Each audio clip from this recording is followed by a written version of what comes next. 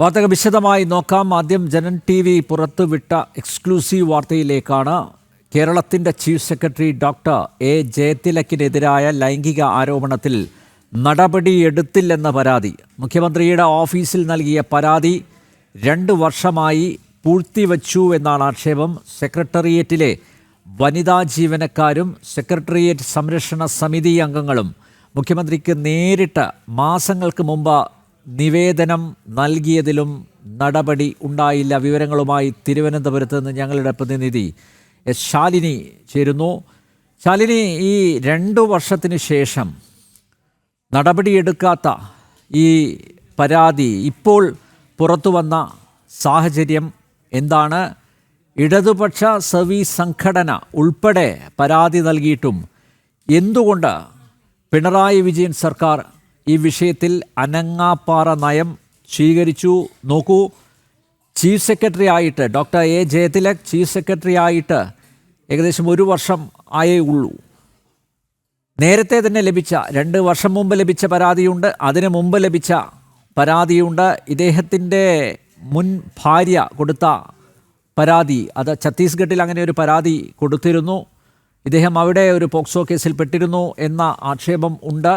അപ്പോൾ ഈ ആരോപണങ്ങളൊക്കെ നിലനിൽക്കുകയാണ് ഇടതുമുന്നണി സർക്കാർ, അതും സ്ത്രീ സുരക്ഷ നാഴികയ്ക്ക് 40 വട്ടം ആവർത്തിച്ച് പറയുന്ന ഇടതുമുന്നണി സർക്കാർ ഈ ലൈംഗിക പീഡകനെതിരെ ഒരു നടപടിയും എടുത്തില്ല എന്നുള്ളതാണ് ഏറ്റവും പ്രധാനമായി നോക്കിക്കാണേണ്ടത്. എന്താണ് ഇപ്പോൾ ഈ പരാതി വീണ്ടും ഉയർന്നു വന്നതിലുള്ള അടിസ്ഥാനം എന്താണ്? മറ്റ് വിശദാംശങ്ങൾ ശാലിനി.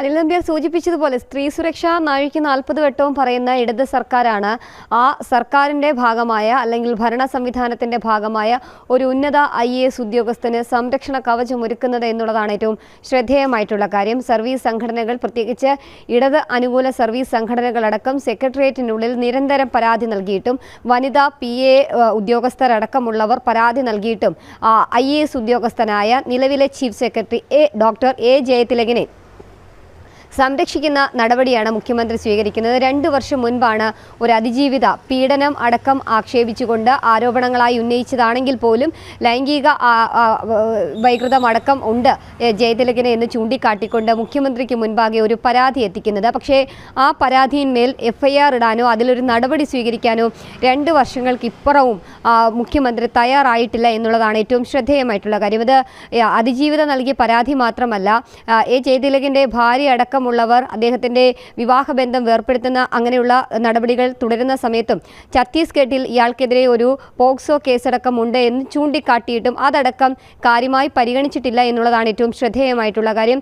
വനിതാ ജീവനക്കാർ, ഒപ്പം തന്നെ സർവീസ് സംഘടനകൾ നിരന്തരം പരാതി നൽകി. ധനവകുപ്പിൻ്റെ അഡീഷണൽ ചീഫ് സെക്രട്ടറി ആയിരിക്കുന്ന 2023 കാലയളവിലടക്കം നിരന്തരം പരാതി നൽകിയിട്ടും നടപടി ഉണ്ടായിട്ടില്ല എന്നുള്ളതാണ് നമുക്കിപ്പോൾ മനസ്സിലാക്കാൻ സാധിക്കുന്നത്. ഇടത് സർവീസ് സംഘടനകൾ അടക്കമുള്ളവർ ജയതിലകിനെതിരെ തിരിഞ്ഞ സാഹചര്യത്തിൽ കൂടിയാണ് ഇപ്പോൾ ഈ പരാതിയും ഈ വാർത്തയടക്കം ഇപ്പോൾ പുറത്തേക്ക് വരുന്നത് എന്നുള്ളതാണ് നമ്മൾ മനസ്സിലാക്കുകയും ചെയ്യുന്നത്. അതുമാത്രമല്ല, വനിതാ ഉദ്യോഗസ്ഥരെ, പ്രത്യേകിച്ച് ഓഫീസ് ആവശ്യങ്ങൾക്കും മറ്റ് ഉദ്യോഗ ആവശ്യങ്ങൾക്കുമൊക്കെ റൂമിലേക്ക് എത്തുന്ന വനിതാ ജീവനക്കാരോടടക്കം നേരിട്ടും അല്ലാതെയും ഒക്കെ മോശമായി സംസാരിക്കുന്ന, മോശമായി പെരുമാറുന്ന ഒരു IAS ഉദ്യോഗസ്ഥനാണ് ജയതിലക് എന്നുള്ളതാണ് ഈ പരാതിയിൽ ചൂണ്ടിക്കാട്ടുന്നത്. ഇതിന് സഹായം എത്തിച്ചു കൊടുക്കുന്നതും കഴിഞ്ഞ 6 വർഷമായി മറ്റൊരു PA ആയിട്ടുള്ള വനിതാ ഉദ്യോഗസ്ഥയാണ് എന്നുള്ളതും ഈ പരാതിയിൽ ചൂണ്ടിക്കാട്ടുന്നുണ്ട്. അതായത് അദ്ദേഹം ഏതൊക്കെ വകുപ്പുകളിലേക്ക് എവിടെയൊക്കെ അദ്ദേഹം ചുമതലകൾ വഹിക്കുന്നുണ്ടോ അവിടെയൊക്കെ ഈ വനിതയും ഒപ്പം കൂട്ടുന്നുണ്ട് എന്നുള്ളതാണ് ഈ പരാതിയിൽ ചൂണ്ടിക്കാട്ടപ്പെടുന്നത്. അതുമാത്രമല്ല, ലൈംഗിക ആരോപണം അടക്കം, ലൈംഗിക അതിക്രമം അടക്കമുള്ള പരാതിക്ക് പുറമെ കോടികളുടെ സാമ്പത്തിക ക്രമക്കേട്, അഴിമതി, ഒപ്പം തന്നെ മാഫിയ ബന്ധം അടക്കമുള്ള ഗുരുതരമായിട്ടുള്ള കാര്യങ്ങളാണ് സംസ്ഥാനത്ത് തന്നെ ഏറ്റവും ഉയർന്ന പദവിയിലിരിക്കുന്ന IAS ഉദ്യോഗസ്ഥനായ ഡോക്ടർ എ ജയതിലകിനെതിരെ ഇപ്പോൾ പരാതി രൂപേണ മുഖ്യമന്ത്രിയുടെ അരികിലേക്ക് എത്തിയിരിക്കുന്നത്. എന്തായാലും ആ പരാതിയിന്മേൽ 2 വർഷങ്ങൾക്കിപ്പുറവും ഒരു നടപടിയും മുഖ്യമന്ത്രി സ്വീകരിച്ചിട്ടില്ല എന്നുള്ളതാണ് ഏറ്റവും ശ്രദ്ധേയമായിട്ടുള്ള കാര്യം. ധനവകുപ്പ് അഡീഷണൽ ചീഫ് സെക്രട്ടറി ആയിരിക്കുന്ന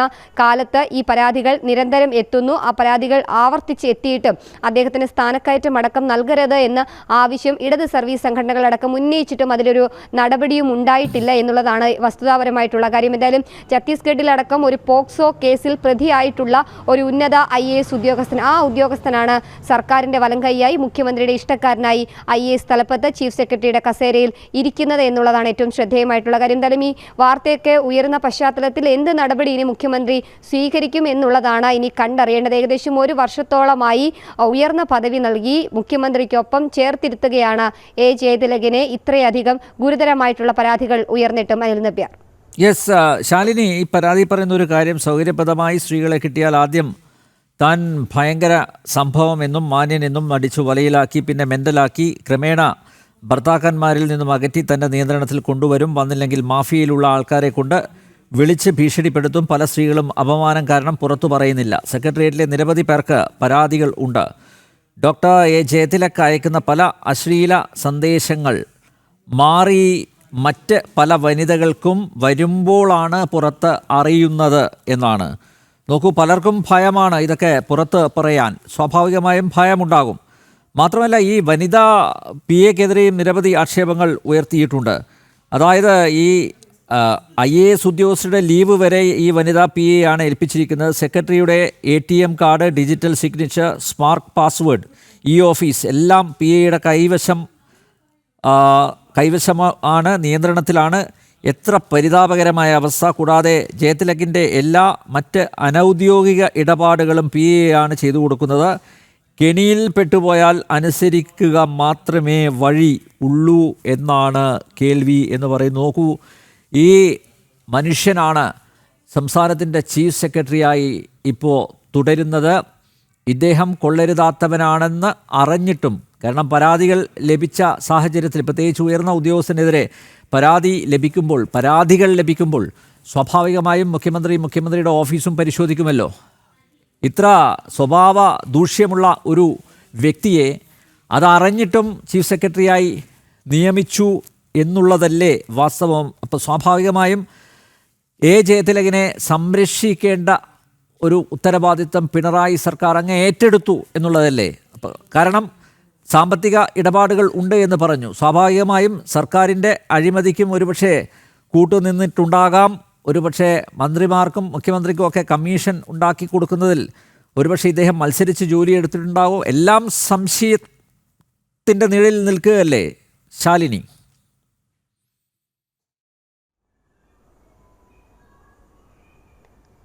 തീർച്ചയായും അങ്ങനെ തന്നെയാണ് അനിൽ നമ്പ്യാർ. കാരണം ചീഫ് സെക്രട്ടറി ആയിട്ടൊരു ചുമതല വഹിക്കുന്ന വ്യക്തിയാണ്. ചീഫ് സെക്രട്ടറി കസേരയിലേക്ക് അദ്ദേഹം എത്തുന്നതിന് മുൻപ് സംസ്ഥാനത്തെ ധനകാര്യ വകുപ്പിൻ്റെ അഡീഷണൽ ചീഫ് സെക്രട്ടറിയായി 2023 ചുമതല വഹിക്കുന്ന സമയത്താണ് സർവീസ് സംഘടനകൾ ഇദ്ദേഹത്തിനെതിരെ പരാതിയുമായി മുഖ്യമന്ത്രിയുടെ അരികിലേക്ക് എത്തുന്നത്. ആ പരാതിയിലും ഗുരുതരമായിട്ടുള്ള ചില ആരോപണങ്ങൾ, കണ്ടെത്തലുകൾ ഉണ്ട്. അതായത് ഈ യുവതികൾക്ക് മെസ്സേജ് അയക്കുക, അതായത് കൂടെ ജോലി ചെയ്യുന്ന കീഴുദ്യോഗസ്ഥർക്ക്, പ്രത്യേകിച്ച് ഭർത്താക്കന്മാർ അരികിലില്ലാത്ത, ഭർത്താക്കന്മാർ ഡിവോഴ്സ് ആയിട്ടുള്ള അത്തരത്തിലുള്ള വനിതകളെ തെരഞ്ഞുപിടിച്ച് അവർക്ക് ഇത്തരത്തിൽ ലൈംഗിക ചുവയോടുകൂടി മെസ്സേജ് അയക്കുക. അത് പലപ്പോഴും നമ്പറുകൾ മാറി പലരിലേക്കും എത്തുമ്പോഴാണ് അത് പലരും അറിയുന്നത് എന്നുള്ളതാണ് വസ്തുത. പക്ഷേ അത് ആ ഓഫീസ് മുറിക്കുള്ളിൽ ഒതുക്കി അത് തണുപ്പിക്കുന്ന ശീലമാണ് ജയതിലക് സ്വീകരിച്ചിട്ടുള്ളത്. അതുമാത്രമല്ല, ഭർത്താവുമായി ഒരുമിച്ച് കഴിയുന്ന ആളുകളുടെ ട്രാൻസ്ഫർ അടക്കമുള്ള കാര്യങ്ങൾ നിയന്ത്രിച്ചത് ജയതിലകിൻ്റെ വലം കൈയായിട്ടുള്ള ആ വനിതാ PA ആണ് എന്നുള്ളതാണ് ഇപ്പോൾ നമുക്ക് മനസ്സിലാക്കാൻ സാധിക്കുന്നത്.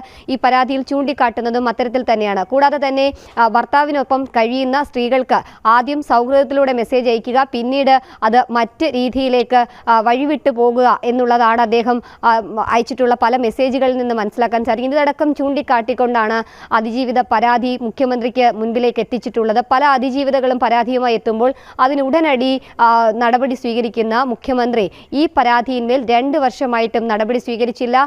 ഇത്രയധികം ആരോപണങ്ങൾ, കോടികളുടെ സാമ്പത്തിക സാമ്പത്തിക ക്രമക്കേടുകൾ, മാഫിയ ബന്ധം, ഒപ്പം തന്നെ ഇത്തരത്തിൽ വനിതകളോട് അശ്ലീലമായി സംസാരിക്കുക എന്നതടക്കമുള്ള ഗുരുതരമായിട്ടുള്ള ആരോപണങ്ങൾ നിലനിൽക്കുമ്പോൾ ഓഫീസ് മുറിയിലേക്ക് വിളിച്ചു വരുത്തി സ്ത്രീകളോട് പ്രത്യേകിച്ച് ലൈംഗിക ചുവയോട് സംസാരിക്കുന്നതോടൊപ്പം അതിക്രമമടക്കം നടത്തുക എന്നതടക്കമുള്ള ഗുരുതര ആരോപണങ്ങൾ ഉയർന്നിട്ടും ആ ആരോപണങ്ങൾ ഒരു അന്വേഷണം പോലും നടത്താതെ അല്ലെങ്കിൽ ചുമതലകളിൽ നിന്ന് മാറ്റാതെ അദ്ദേഹത്തിന് സംസ്ഥാനത്ത് തന്നെ ഏറ്റവും ഉയർന്ന മുതിർന്ന IAS ഉദ്യോഗസ്ഥർ എന്ന നിലയിൽ അദ്ദേഹത്തിന് ചുമതല ചീഫ് സെക്രട്ടറിയുടെ കസേരയിലേക്ക് നൽകുകയാണ് മുഖ്യമന്ത്രി സ്വീകരിക്കുകയും ചെയ്തിട്ടുള്ളത്. എന്തായാലും വിമർശനങ്ങൾ ഉയരുകയാണ് മുഖ്യമന്ത്രി ഇത്തരത്തിലൊരു നടപടി സ്വീകരിച്ചത്. അനിൽ നമ്പ്യാർ സൂചിപ്പിച്ചതുപോലെ കോടികളുടെ ഇടപാടുകൾ നടത്തുന്നതിൻ്റെ ഒരു ഇടനിലക്കാരനായി AG തിലക് മുഖ്യമന്ത്രിക്കും ഒപ്പം തന്നെ CPM-നും ഇടയിൽ പ്രവർത്തിക്കുന്നുണ്ടോ? അതാണോ ഇത്തരത്തിലൊരു സംരക്ഷണ കവചം അദ്ദേഹത്തിന് മുകളിൽ നിൽക്കുന്നത് എന്നൊരു ചോദ്യം കൂടി ഘട്ടത്തിൽ ഉയരുന്നുണ്ട്. എന്തായാലും പരാതിയിന്മേൽ ഇനി എന്ത് നടപടി സർക്കാർ സ്വീകരിക്കും, മുഖ്യമന്ത്രി സ്വീകരിക്കും, മുഖ്യമന്ത്രിയുടെ ആഭ്യന്തര വകുപ്പ് സ്വീകരിക്കും എന്നുള്ളതാണ് വരും മണിക്കൂറിൽ കണ്ടറിയേണ്ടത്. അനിൽ നമ്പ്യാർ.